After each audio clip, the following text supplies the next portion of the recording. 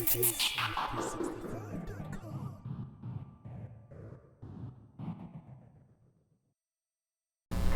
Hey, what's going on? This is AJ Smith from AJSmith365.com. If you're on the AJSmith365.com website, definitely make sure that you bookmark that page. And if you're checking us out on AJ Smith 365 YouTube channel, please be sure to subscribe. And if you like the video at the end or even in the middle or even at the beginning, definitely hit the like button because we definitely need that. What I want to talk to you today about is going to be IPOs. Those are initial public offerings. That's when a stock is first made public to retail investors for purchase. Or in the secondary market, which is the New York Stock Exchange, the NASDAQ, and so forth. There's plenty of other secondary markets out there. And I want to talk to you today about why you probably want to stay away from investing in IPOs. But before I do that, let me just give you a quick scenario. One year, this was probably about 10, 15 years ago, I was riding past this retail store and I saw a bunch of young kids standing in a line. I mean, the line stretched from the front of the store all the way down. There was hundreds of kids in this line. And I just so happened to ask one of the kids, I'm like, why is everybody standing out here? And they were like, the latest Jordans are coming out. They were Jordans or some form of Nike, I'm probably sure, but it definitely was Jordans or even Yeezys because everybody loves those. But when certain shoes hit the market, there's a frenzy. And unfortunately, those shoes sell out fast. Some people are lucky enough, they buy 1, 2, 3, or even 5 pair of tennis shoes. They'll buy 5 and 10. And those people who are unlucky enough, who waited in that line all day long to get those shoes and were unlucky enough to get them in their particular size or to acquire a pair, period, they'll go to, again, they'll fish back in the secondary market. They'll go online. They'll look to see if anyone's selling them. And sure enough, somebody's probably going to grab that tennis shoe. They bought 5, 10 pair, 3 pair, or even 1 pair. They buy them for $100 or $200 actually. And then they turn around and sell these shoes for double or triple the cost that they paid. The same is true with, if you look at the PlayStation 5 or at the PlayStation 4 that's coming out. What they're doing with the PlayStations is people are going in because they know that there's a high demand for them. They know a lot of individuals want them, especially when the Christmas season comes upon us, and people are buying them up for $300 and $400. They're getting them for the retail price, and then they're sending them back out there and putting them out online for the secondary market for the other retailers to consume or other, should I say, customers to buy. And they're putting them out there, not for the $300, $400, just because they want to be nice and altruistic and help someone out. They're putting them out there at $1,000, $3,000. They're trying to make as big a profit as they can. And rightfully so, it's their right to do so. The same is true with IPOs in a sense. What happens is, what you're seeing, especially if you've noticed during the COVID period, during 2020, because everyone was at home, everyone was investing. What was happening is this: you would hear this juicy IPO name that's coming out, whether it was Lemonade, whether it was Snowflake, whether it was Uber, DoorDash. There was 1,000 names that came out, C3 AI, so forth. There was a whole bunch of companies, even the Honest Company came out.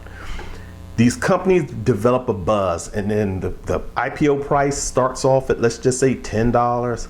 And then as you get closer and closer to the IPO date, the list date, the date that it's going to list, as you get closer and closer, that stock develops such a frenzy around its name and around its stock that expected $10 price goes from 10 to 11 to 12 to 15 to 18 to 25 and so forth. So by the time it hits the secondary market, which is the NASDAQ, the New York Stock Exchange, it doesn't debut at $10.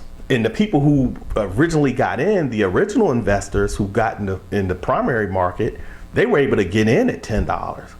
But for everyone else, for the retail investor, you're not going to get in at $10. You're going to get in at $20, $30, $40.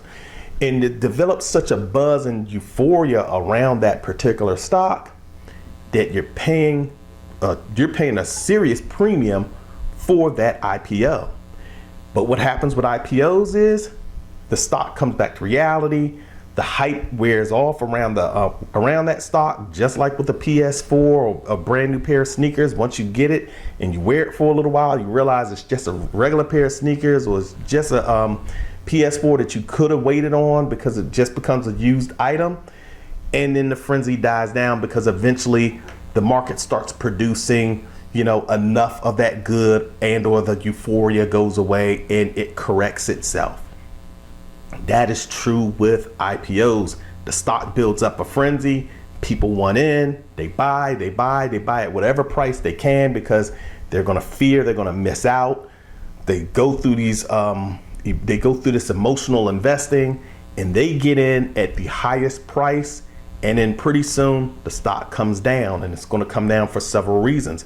It's going to come down because the lock-in period for the original investors, they're going to be locked in where they cannot sell that particular stock for, whether it's a 6-month period or for the first year, they can't sell. But then once they're able to cash out, they're going to dump tens of thousands, if not hundreds of thousands, if not millions of shares onto the market, which is going to bring the stock price down. So that's going to be one effect, which has also happened with Lucid stock earlier in 2021 when that lock-in period ended, or lockup period, should I say, ended. And then the other scenario that you're going to have is you're just going to have the euphoria around the stock go away, because then another IPO is going to come out. There's going to be another name that everyone's going to be attracted to. So people are going to forget about this IPO and they're going to move on to the next IPO, or not even to the next IPO. They're going to move on to the next fad investment that's out there. And so these stocks come down. And then the third reason why these stocks come down is just because the numbers start, the stock is now reporting information. So you have these analysts that are going to put, ratings on the stock, whether it's overweight, underweight, buy, hold, sell. And for IPOs, those are relatively new. So you're not going to see numbers around that. You're going to see analyst projections. And once these quarters come, and once these stocks start either hitting the analyst projections or missing the analyst projections, once the numbers start flushing out, and once you start seeing what the price per earning ratio, the PE ratios start looking like, and once you start seeing the profitability of the company, then the stock comes back to earth. And as you can see in the information that I'm presenting to you, and I'm going to put it online, you can see here's a ton of IPOs that came out between 2020 and 2021, and they're all down 30%, 50%, one's down 85%. So here are the biggest IPOs, or some of the bigger names IPOs that came out between 2020 and 2021. And as you can see, they're down 1/3 of the percent from their high. And altogether, they're down about 52%. So individuals who get in, if you're lucky enough to get in and get out, if that's what you're just going to do, if you're going to do a quick trade where you're just going to flip this stock, you're going to get in it and you're going to get out, then you may or may not work out for you. But if you're getting into these stocks and you're not careful and you're not watching the market, you're going to be left with, if you're dealing with an IPO, you're going to be left with possible losses, potentially, as you can see with this list here. So what I would recommend individuals do is stay away from IPOs altogether.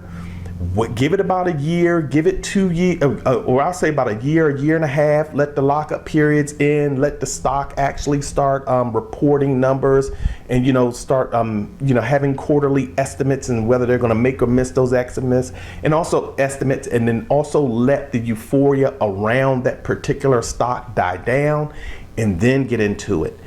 Once you do that, then you're probably going to buy at a better price that more reflects the value of the stock. So again, this is AJ Smith from ajsmith365.com. Please subscribe on the YouTube page. Hit the like button if you like this video, as well as check us out on ajsmith365.com, because we have a lot of other content and products and services to offer. Peace. Take care.